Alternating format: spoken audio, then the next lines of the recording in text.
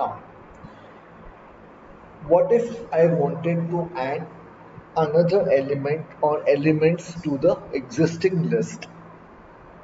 Okay, so let's start off with, let's say with my list 2, I wanted to add the elements 1, 2, 3 at the end of this particular list.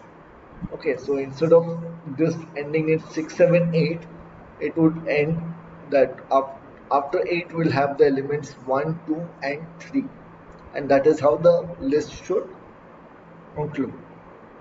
So the easiest way to add elements is using a plus sign. So like I mentioned, we wanted the elements 1, 2, 3 to be added to this particular list that is existing. So my list 2 plus 1, 2, 3 will actually make sure that after 8 you'll have these elements 1, 2, 3 added to the existing list.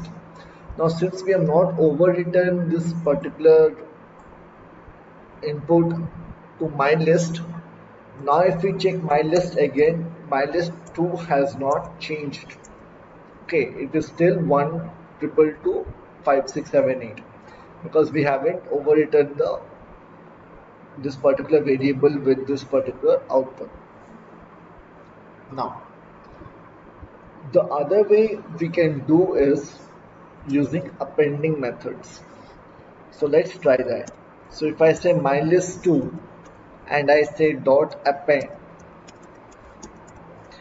and you might think that when we say dot append we're trying to add something back, so you might think it is similar to the concatenation that we did here by adding a plus sign. So you say append and you say 1 2 3.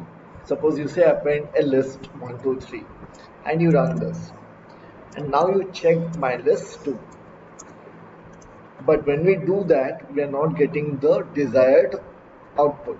We wanted 1 2 3 to be the elements added to this particular list, but now when we look at my list 2 we actually see another list, so this has become a nested list. Okay, this is not what we wanted exactly. So to do this, instead of the append method, what we actually had to use was the extend method. Okay, so for simplicity's sake, what I'll do is I'll take my list 2 and I'm going to overwrite it back to the previous set that we had. So I'm going to copy this and let's overwrite it. Now if you check my list 2, you'll see it has come back to the this particular list that was previously existing. Now what I'm asking is, here my list 2, instead of the append method that we used, use the extend method. Inside the extend method again you will give the same thing, that you had to extend this particular list with the elements 1 2 and 3. But now when you check my list 2, you see that we get the exact output that we had hoped for, that is the elements 1 2 and 3 have been added after the element 8. Okay, now the append method works when you're actually doing it one element at a time. So what I mean by that is, if I say append and if I write 1 here and if I run this, now if you check my list 2, you'll see that after the element 3 1 has been added. Okay, so dot append works only element wise. Now once this is done, now let's learn how we can delete certain elements from the list. Okay, so for that let me create a new variable called mylist3, and inside this let's take the previous element list. So I'm just copying this again.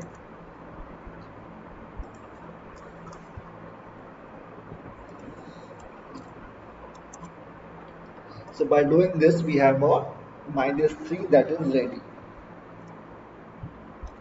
Okay, now let's say we wanted to delete the elements,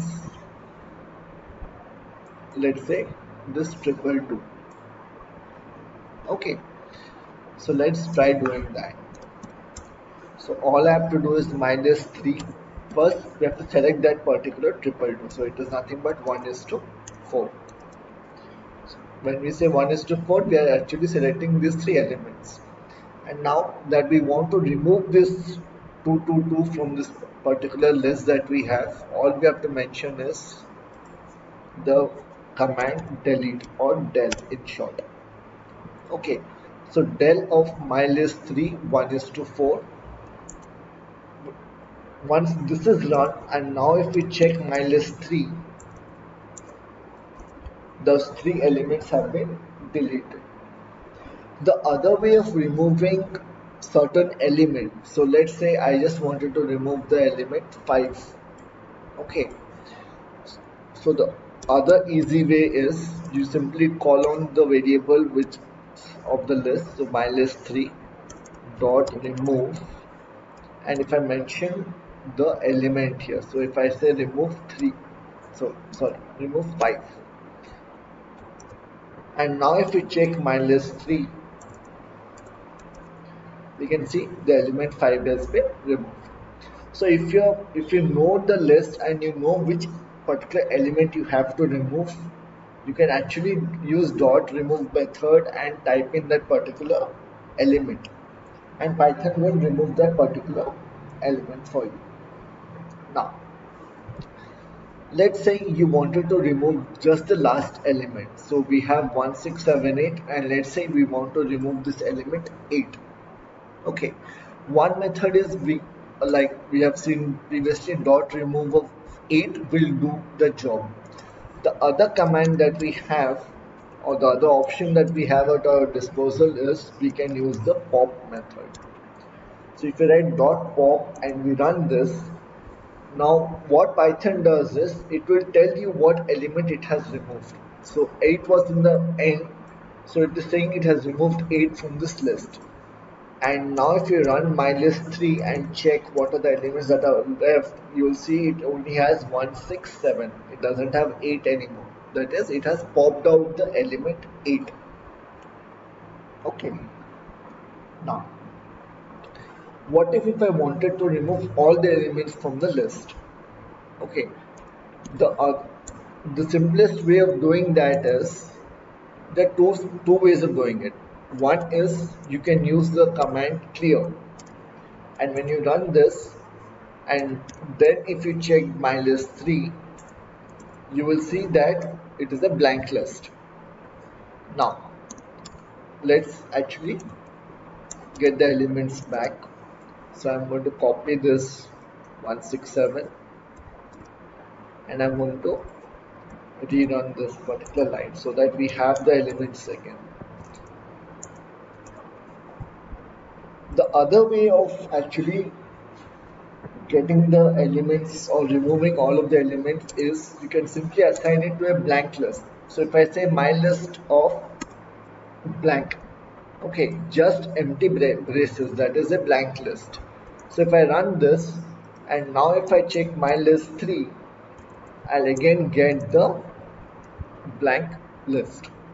So there are two ways. One is using the clear method, the other is directly you can assign the entire variable to a blank list and your job will be done. Okay, what if I wanted to delete the entire list? So let's say now my list is a blank list, I want to delete the variable itself. All I have to do is I can write del my list 3, and if I run this, now you can see, and when we press tab you would see that we don't have my list 3 anymore. Okay, now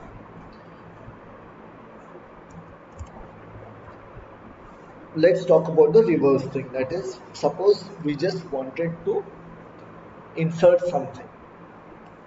Okay, there's another method, just like deletion, we can actually insert. So let's say we create this variable again -3 and call it a blank list. Now we have the -3 variable again, and let's say we want to add the element. Okay, all you have to do here is you can simply say -3 dot insert,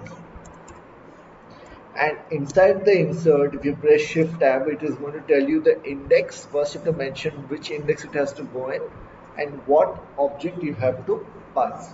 So let's say I say index 0 and I say the number 1. So when we write like this and we run, now if we check my list 3, it would have the number 1 as this particular list. Okay, now